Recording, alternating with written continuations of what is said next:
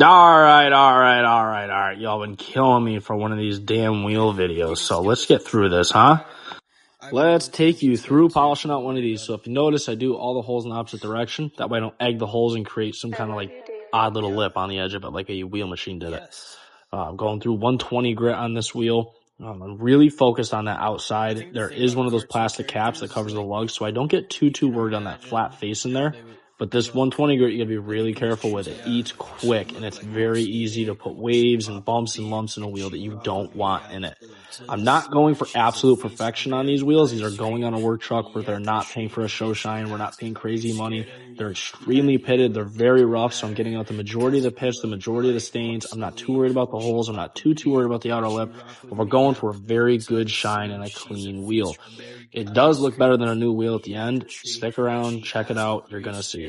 So I end up running out my 120 with 120 again on a DA, just because those half moons can be a real bastard sometimes to get out with a 320 rotary or a 320 DA. So I just overlap 120 with 120 every time with a DA, and then I'll go in 320 on my rotary, which I'm doing right here, which is a lot easier to control. They're not as deep. I'm going very light pressure. I'm not trying to work pits out. I'm just trying to work those sand marks so I can get to my 600 grit, and then we can get the buffing.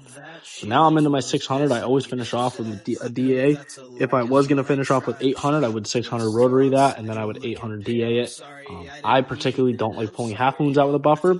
I like pulling out the squigglies from the DA. Just seems to work better for me and my process. I also cleaned out the holes there. All these products are on RenegadeProductsUSA.com, or what isn't there is on my Amazon shop. Everything's in my link tree in my bio. Now I'm cutting it out with my 6K and 121 Triple E compound. Comes out really nice. Just such a good shine.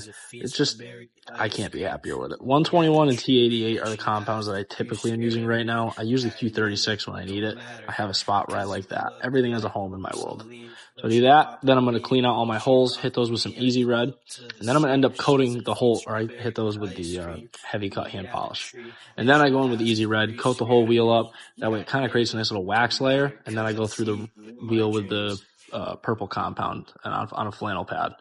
Then I end up hitting the entire tire out, if you saw, with the vinyl and rubber cleaner, and you can see that rim came out beautiful.